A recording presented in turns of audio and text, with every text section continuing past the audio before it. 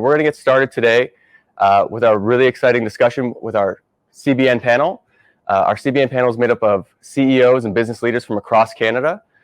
They're here to talk about all of the big challenges facing brokers today, everything from COVID, staffing, digital, challenges facing our industry, but more importantly, opportunities facing our industry. And our discussion is going to be led today by none other than the CBN president, Laurie Fair, who has over 25 years of insurance experience managing and leading teams. So without further ado, let's get right into the day. The Canadian Broker Network is Canada's premier network of independent brokerages dedicated to the success of its members. We believe that independent brokers offer better value for customers, and we believe that employee-owned and operated brokerages in local communities will always outperform other competitors. CBN offers a unique alternative for members to grow, innovate, and ensure their success. Our business model gives member brokers and their employees marketplace leverage and scale, access to national programs, special events, and industry recognition, as well as preferred pricing on member benefits and services. CBN was founded on the principles of best practice sharing and collaboration with members and other professionals in the CBN community. CBN is at the forefront of industry transformation and innovation. The Canadian Broker Network, Canadian-owned and fiercely independent.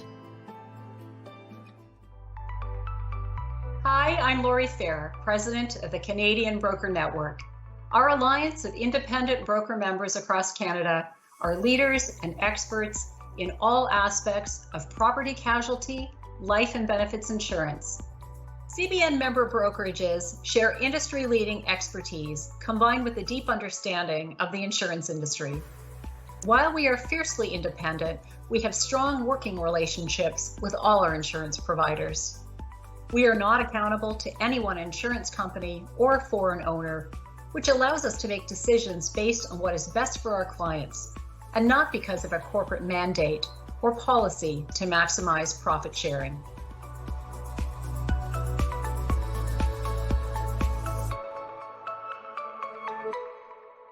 Hi, everyone. I'm Laurie Fair, and CBN is very happy to be the title sponsor for this Amplify session today. We're kicking it off with the CEO panel, and I'd like to introduce the following CBN member panelists.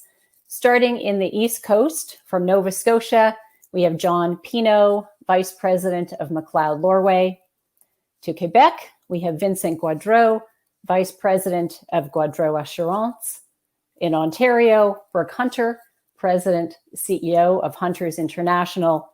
And out to the west in Alberta, Bruce Rabick, Chief Operating Officer, Rogers Insurance. As Thomas said, I encourage everyone to post questions in that Q&A area. I'll try to fit them into the conversation flow, and we'll also try to leave a little time at the end for any final questions, thoughts, or comments.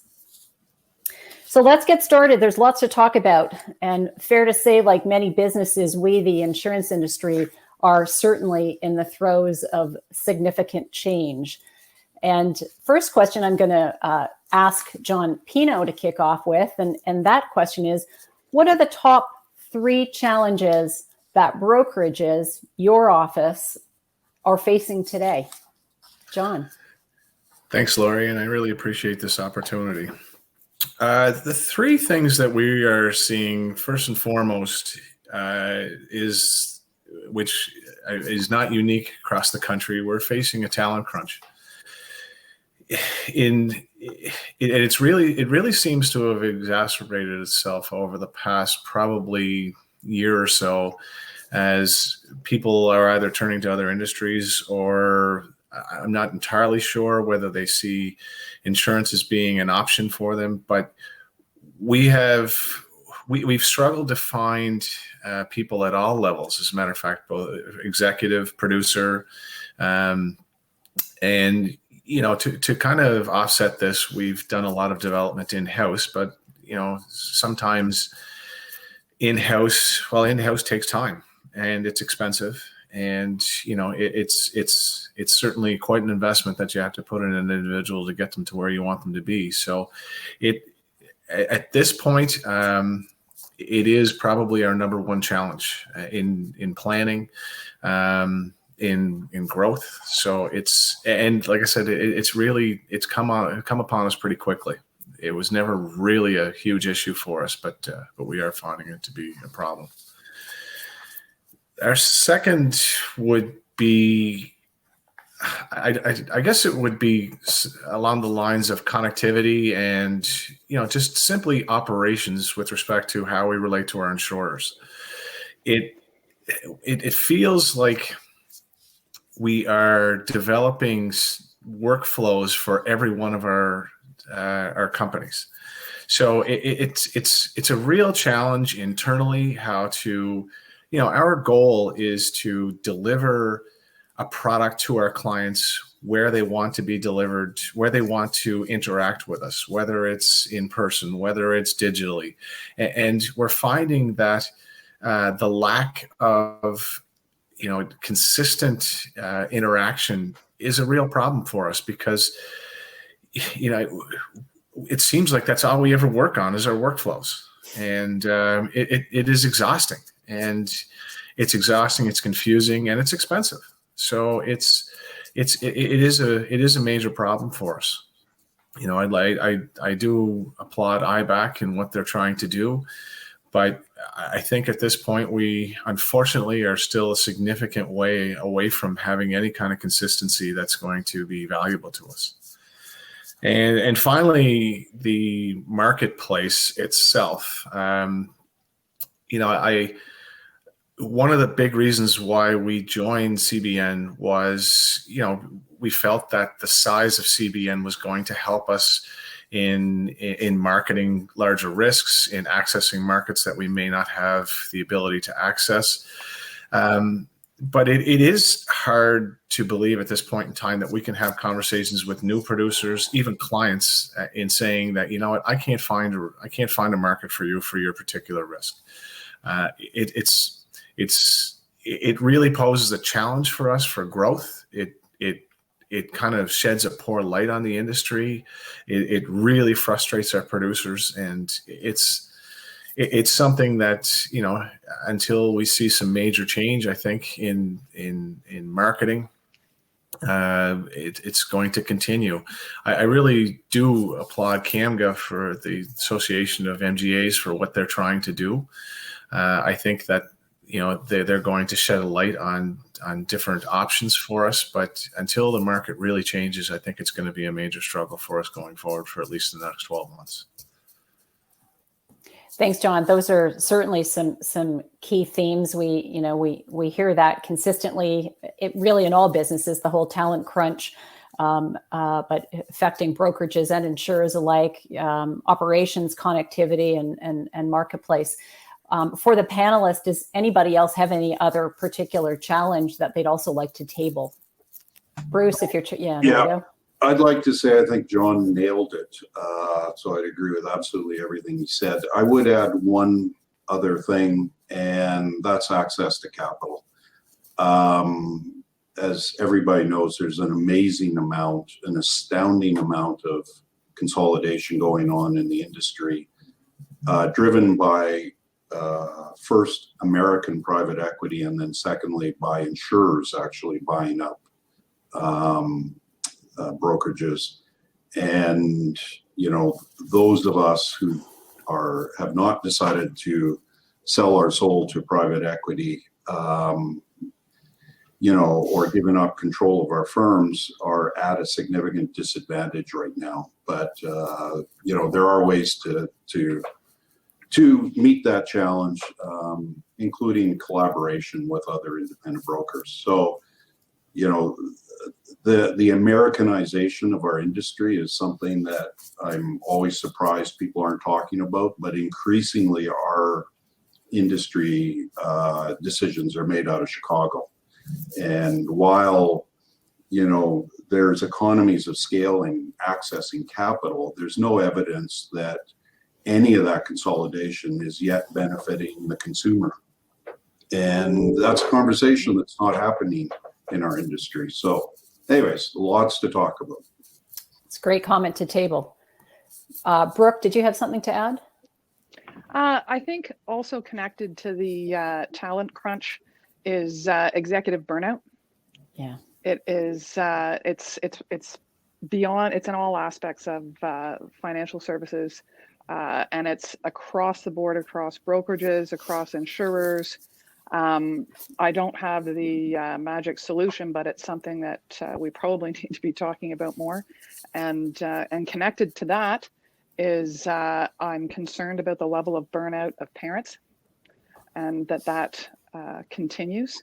And when we talk about burnout of parents, that is all genders, but we do have a preponderance of mental load being carried by the females within the insurance industry. And somehow or another, we've got to do something beyond lip service to this question. And an additional component that I am constantly thinking about is security of our information. And we obviously talk about it a lot in relation to clients' information, but constantly on my mind is the security of our clients' information. So when we first opened the conversation with John, in fact, talent was his number one concern, his number one challenge. So why don't we stay with that theme? And Brooke, I'll start with you.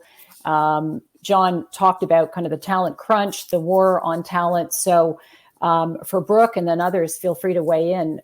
What, with regards to this war on talent, and that's finding and retaining, what are your strategies around that? How do you find, how do you retain, and also how are you addressing this mental wellness issue and the burnout that you were mentioning? And I guess part two of that is we may as well table it and talk about it because it's it's affecting all of us right across the country. What's going to be your approach on the return to the workplace? Timing, degree of flexibility. So kind of a two-pronged question, Brooke. Five-pronged question? Five-pronged, okay. Five-pronged question. So when thinking about this issue, I think the primary factor that might determine where someone chooses to work is going to be culture. And that's its own big question, which I'm going to park over here. And I think one of the things that's changed is the ticket to entry as a potential employer. So that means there needs to be, to John's point, that willingness to train has to be there. That's not optional now. That expensive investing has to be there, and you have to prove it and convince them up front that it's going to happen. They expect an investment in technology. So it's no longer that, well, we're doing this, we're doing that, where there's paper this and paper that. They expect that investment to have already occurred. And not only that, the other ticket to entry is that technology will be provided. This is no longer waiting for them to ask the question. You've got a prepackaged laptop connected, phone connected. And then to speak to some of the softer issues that are just expected is the ability to work independently, yet be in a safe environment where they can fail without severe repercussions. And what does that look like? Coming back to the training component. Flexibility, to the last point that you brought up, Lori, the expectation is that there will be flexibility and that people will be treated like adults. And for the most part, people are adults and we should treat them as such. And we have a wonderful opportunity to be able to have deep relationships with our colleagues that I believe has to be customized colleague by colleague in order to acknowledge how they best perform and to be able to execute in a timeframes that they think are workable, and knowing that everybody is accountable to the client, right? So I just thought I'd kick off the conversation about those tickets to entry. That bar is now very high. And then beyond that, you can talk culture, comp, and that kind of stuff. I'll start there, Lori. So talent strategy today requires a significant investment, in resources and time. And I guess one of the questions I had, are you finding my experience has been, and curious what everybody else's experience has been, is that you need to show the roadmap. As you said, kind of if they are prepared to invest in their own personal development and training, my experience has been, show me the roadmap that if I do this, it will get me here. And then if I do this, it will get me here. They do want to see the career pathing, the career roadmap. Has that been your experience, Brooke? And in a world of unknowns, gosh, that's hard to do, isn't it? To do, yes. Right. And so that I find the responsiveness is around, here's roughly where the opportunities could be, depending on what you gravitate towards. Right. Right? Right. Yeah. And others, Vincent, what's your thought on? I think it also starts on what's the roadmap for your company? Where are you going? What are your objectives? And how this person can fit into your roadmap for your company and where they could find their place. And I totally agree with Brooke on the importance of corporate culture, because what's interesting, it's not something you can buy. You just cannot ask your HR people, buy me more culture for my company. You can be a 4 or 5 person company and have a great culture, lots of engagement from your employees. And you can see, and probably, some big company they really suck at having a good culture and then losing people. So it's interesting because even small company can compete on their culture front and keep their people happy and engaged. Yeah, and Laurie, the one thing that we try to tell junior people as well is the fact, we intend to invest in them. We expect them to invest in themselves as well, with respect to time. But the one key piece that we try to put upon them is the fact that, although we may map out some kind of a career trajectory, there's an evolution within our company. There's jobs that we don't know are going to exist in 2 years' time. So, it's not that we're making it up as we go along. It's an evolution, and which actually sometimes is quite exciting to some of the individuals, some of the younger people that we're talking to. Absolutely. Well, and it is a very exciting time in the industry for sure. On so many fronts. What about return to work? What's your approach? Timing, degree of flexibility. And I acknowledge, having just been in Calgary last week, each region is at a different stage. But so maybe just some general commentary. Are you offering flexibility? Have you pivoted to a new kind of work environment? Some comments on that. Brooke, back to you. Okay. We have made the investment so that, in theory, we could have a bunch of people in here, so that for example, there are cameras at all the workstations now, so that people can be either at home or at the office and be in the same virtual meeting. Having said that, I think that I did say it very briefly, is that I do think that the degree of being in the office is going to be employee by employee. Yeah. Right. Yeah. Everybody is going to have varying comfort levels, varying levels of responsibilities that they've got to manage. And so whilst we'll have policies around safety in the meantime, I would like to let it be as flexible as possible. And that's the value of being an entrepreneurial business, is that we can. Absolutely. Right. Absolutely. Bruce, do you have any comments on that? Yeah, there's a lot of discussion about how the nature of work has changed. And I have to say, I'm very, very skeptical of that. I entirely agree with Brooke. It'll be individual by individual, but I often refer people to the New York Times wrote an article probably about 4 months ago, and it was called "The Unhappy Experience of Working from Home Before the Pandemic." And the point of that was telecommuting, working from home, had already died as a fad before COVID, because there's no evidence that it works very well. That's why Apple and Google and those tech companies were building these grand head office buildings and making workplaces that were super fun to create work environments where their people wanted to come into the office and work. You know, human evolution hasn't changed during COVID. We are at our nature social beings.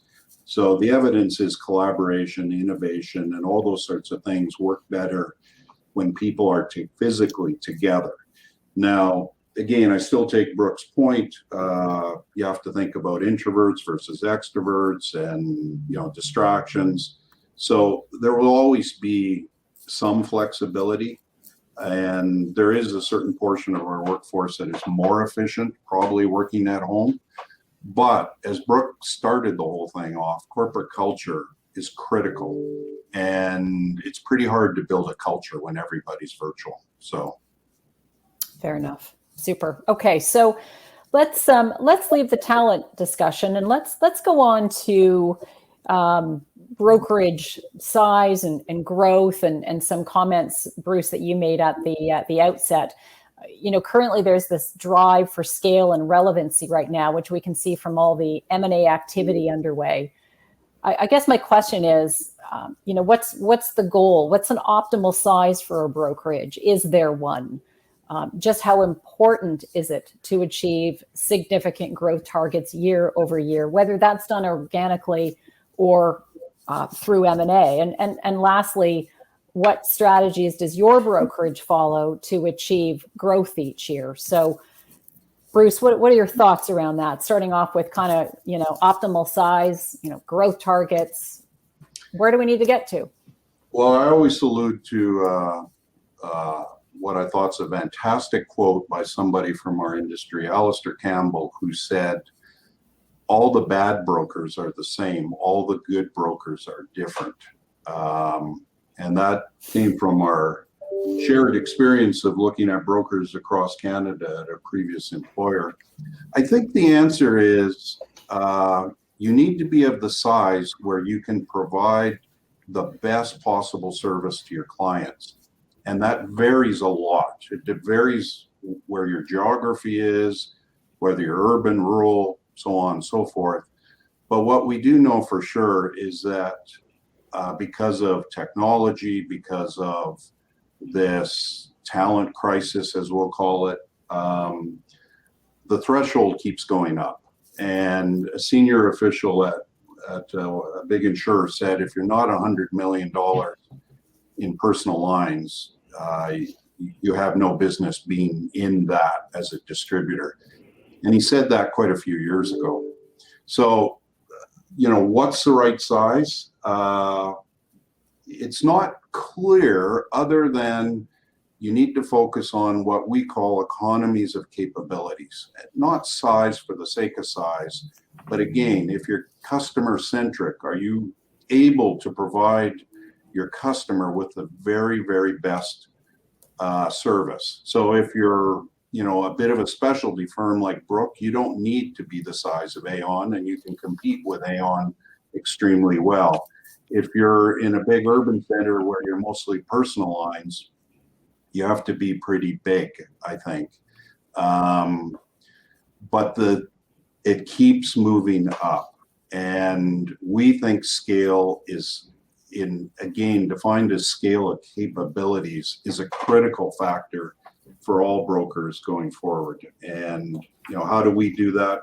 We're very focused on both organic growth and M&A activity. We've done, you know, a pretty significant number of acquisitions and partnerships where we take a minority interest, but we're clearly focused very much on organic growth. And, you know, a last thought on this is the big consolidators, the American private equity firms, are not growing organically, which, you know, again, isn't that a demonstration that they have yet to find the ingredient on how to provide better customer service?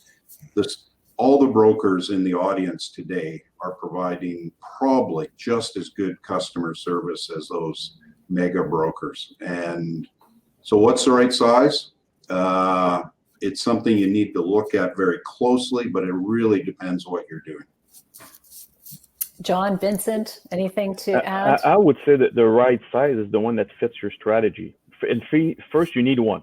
I mean, sometimes as broker, we get caught in daily operation. We don't, and sometimes we need to step back from the daily operation, take a few days and see what's my strategy. Am I a local champion? Am I a generalist in personal lines? Am I a specialized broker? And size will vary depending of what's your strategic objective.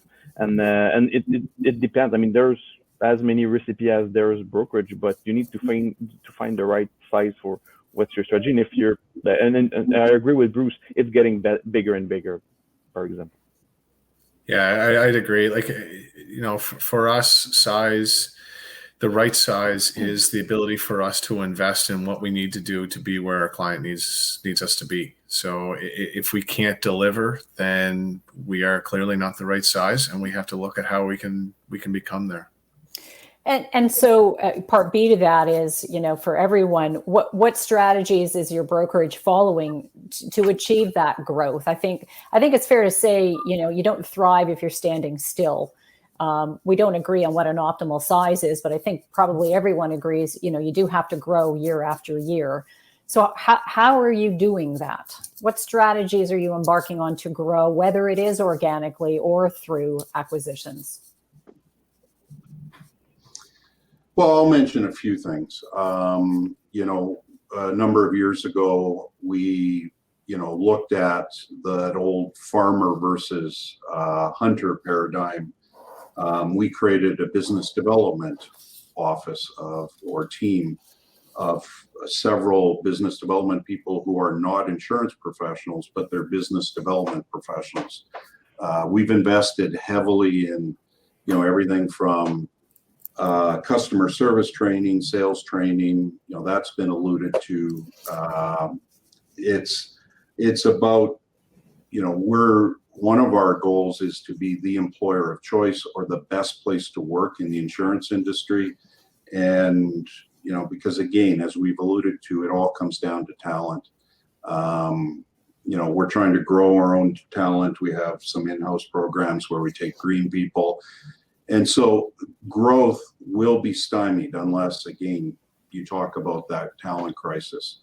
The other important thing is, you know, you have to partner with your insurers. It's very, very critical to be aligned with them, or else you're just spinning your wheels. And, you know, you have to form some very close relationships there. It's a big topic. There's lots of ideas there. John, Vincent, others, strategies for growth? It's specialty areas. Sorry, right? bro. We pick areas where we're really good, and we develop business within those specific areas so that organically referrals happen that way because we're pretty niche. However, I said, as soon as Bruce said, if you don't have enough talent, and particularly technical talent, right? When I'm talking about the specialty, it is really hard to do a lot of heavy lifting. So it does come back to that question of talent and training. There's that word again, talent. I know. Vincent, John, strategies for growth. John? I mean, we have centralized. We still believe that there is organic growth to be had. You know, we do anticipate that there will be some acquisition activity for us in the near future. But you know, we do believe in organic growth. We've centralized some of our sales operations so we can control the quality. But again, it gets back to the skill and the investment in individuals that helps that. You know, and again, getting back to how we deliver our product is, you know, like I said, we are consistently trying to make sure that our delivery is what our clients want, and that's, you know, that's been our major focus with respect to organics. Vincent, anything to add? I mean, we're looking at our premium growing. No, I'm kidding. But we did some acquisition as other people on the panel, and what's important also, I think, in acquisition is the fact that you do an acquisition, but not just for the volume that's there, but the growth that can generate from that portfolio, that business, that brokerage. So there's brokerage out there with some, they have some good plan, good program, or good strategy. And if you could help them and put some more money or more like marketing experience, you could grow these plans or these specialized program. So I think also strategic acquisition is also a way to achieve growth. Laurie, I think we'd be remiss in a TrueFlow seminar if we didn't mention the online side of things.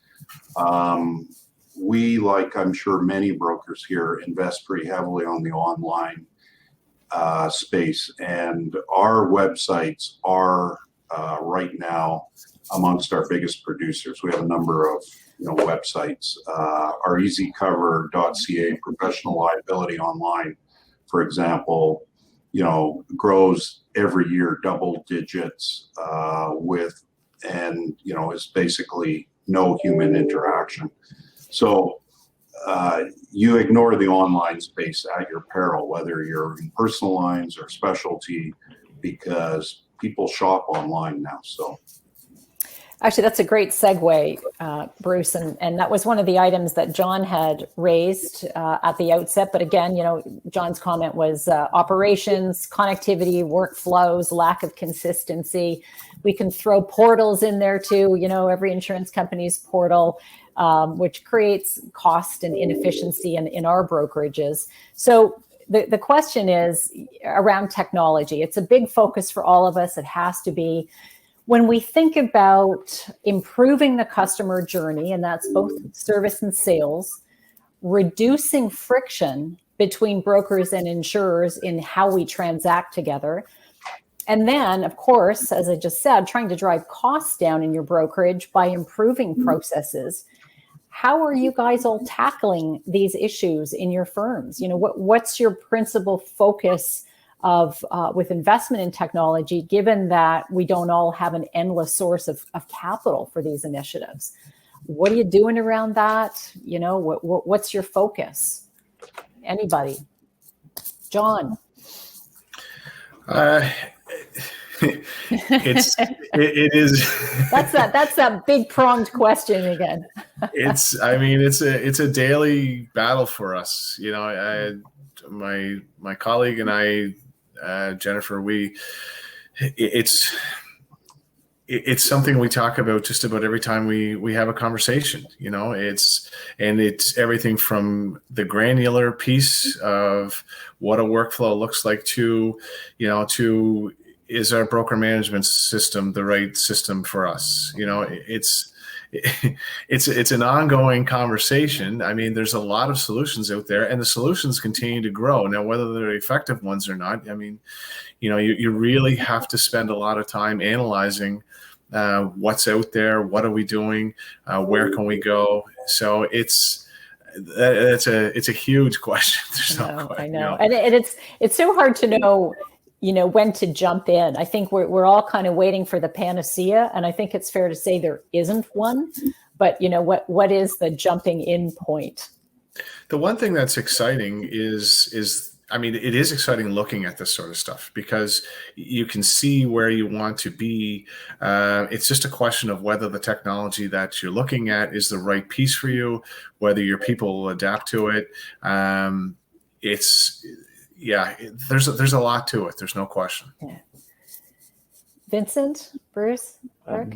I would say our focus right now for the last 2 years was more customer experience. I think we didn't have the right tool to help much our productivity, because but I'm optimistic for the next 5 years on that aspect. But so we focus on customer experience, clients portal, email marketing, renewal, the whole use of email to communicate with our customer. That's something I think is really, really important, and it was also pretty useful during COVID. So, and the other aspect would be data gathering for marketing purposes to measure performance. That's another area that we put a lot of focus on. Yeah, I think Vincent's right. I think we overly complicate this sometimes. I think brokerages can start with some pretty simple questions. How quickly do you respond by email or text to your clients? Can your clients text you? If they phone, are they, how long does it take them to talk to a human being, or how many times do they get left leaving a voicemail? Because while there's a lot of bright, shiny objects out there, you got to get the basics right first. That's the start of technology. Now, that being said, again, we invest a lot of money on the SEO every year. We do have our Easy Cover professional liability online that's been online for about 6 years. We have a lot of learning about that, and we're the managing partner for a number of CBN partners on the Bullfrog Initiative, which was Canada's first online commercial brokerage. Lots and lots of learning there. So one thing I would recommend, I'd recommend two things to brokers. Number one, don't overthink it. Number two, collaboration with other independent brokers. I mean, CBN's ideal for that kind of thing, but just go talk to other brokers and learn from each other, because other independent brokers are not my enemy. Our goal is to learn and steal as many good ideas as we can. So awesome. Great points. Brooke, anything to add? I talked about security. Yeah. So there's we are having that conversation regularly, and spending more money on that regularly. Disaster planning, backup upon backup upon backup, different kinds. I don't understand all of that, but I'm spending money on that. And the one where we're going to spend some money that I'm excited about is finally I think we've got our heads around how we're going to collaborate with our clients and with each other, both in terms of capacity, and we've invested in some hardware necessary to achieve that here. And we'll be migrating to SharePoint to be able to collaborate with our clients, particularly in the business insurance space, and collaborate with each other better.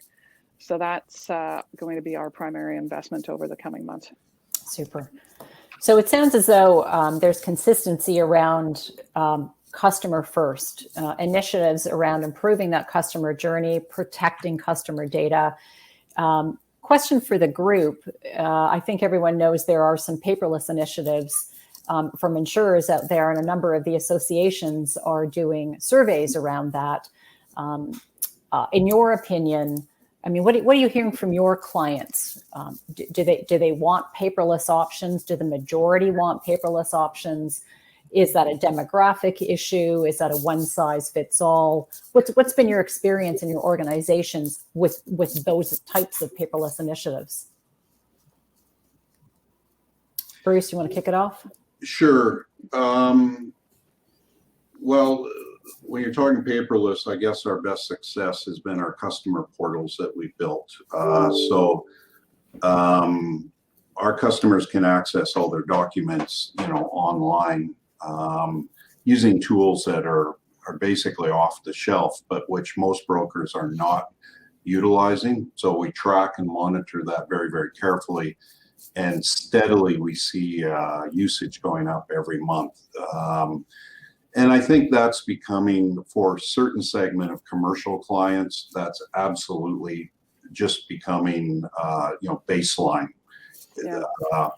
For personal lines, a plug for TrueFlow. We use the personal lines app of TrueFlow.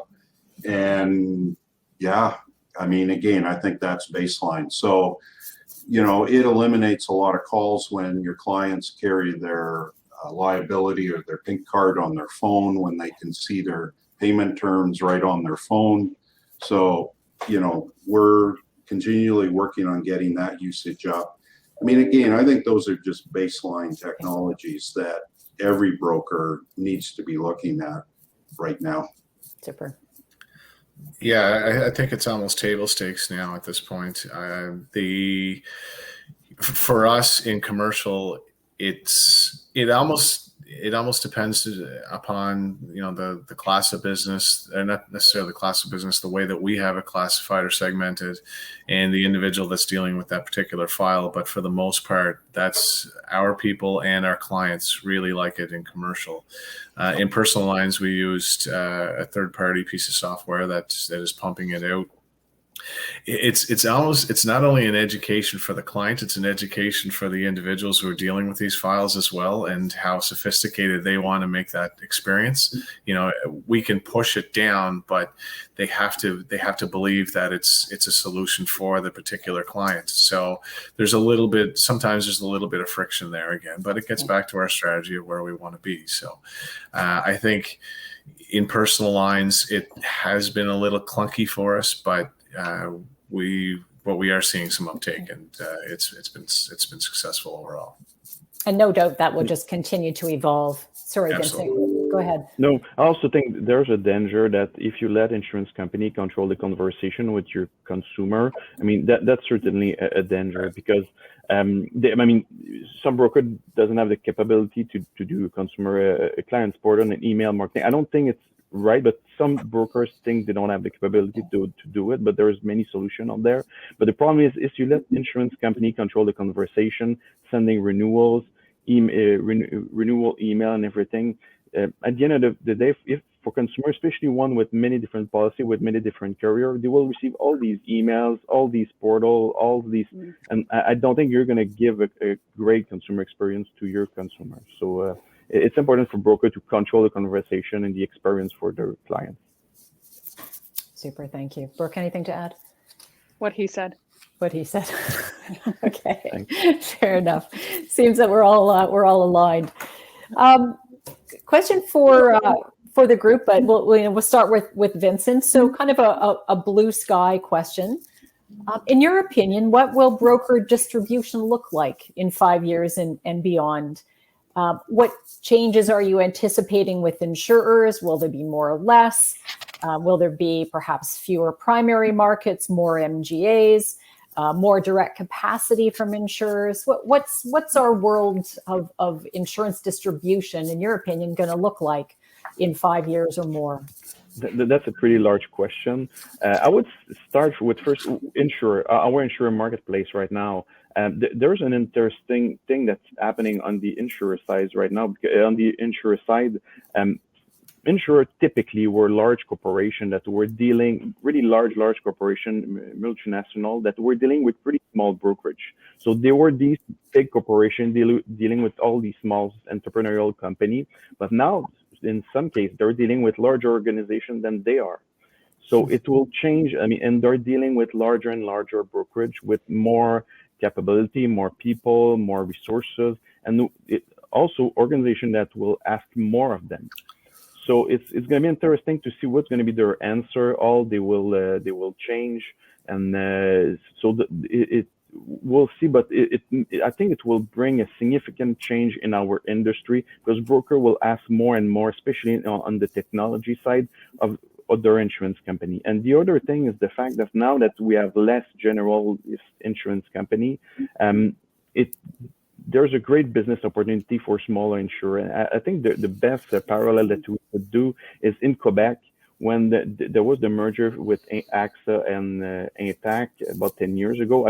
Both of these companies were extremely large in Quebec, about half the volume for brokerage insurance premium. So they were huge. And what we saw in the subsequent year is the fact that small insurance company grew by 2-3 times. So it was an interesting opportunity for the smaller player. I think we'll see that on the Canadian market, since you will have all these large insurance companies. And for a large company, it's tough for the specialized programs, specialized insurance, smaller segments of insurance.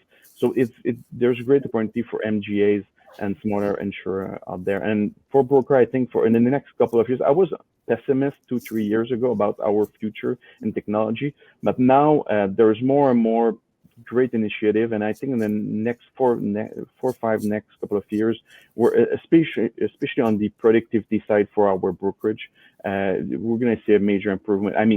With 2021, You need 8 different systems to be operational in personal lines at our brokerage.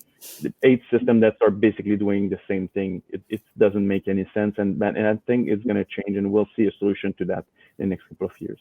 That's great. Very positive. Bruce, what are your thoughts? Yeah, I agree with Vincent.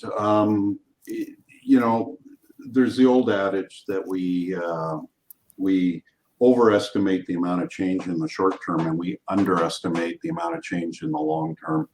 Our industry is going through a huge transformation, both at the brokering level and at the insurer level. And we're not entirely sure what's going to come out of it. However, I think there's a couple of things that will happen. One is with all the concentration, there's going to be a lot fewer brokerages.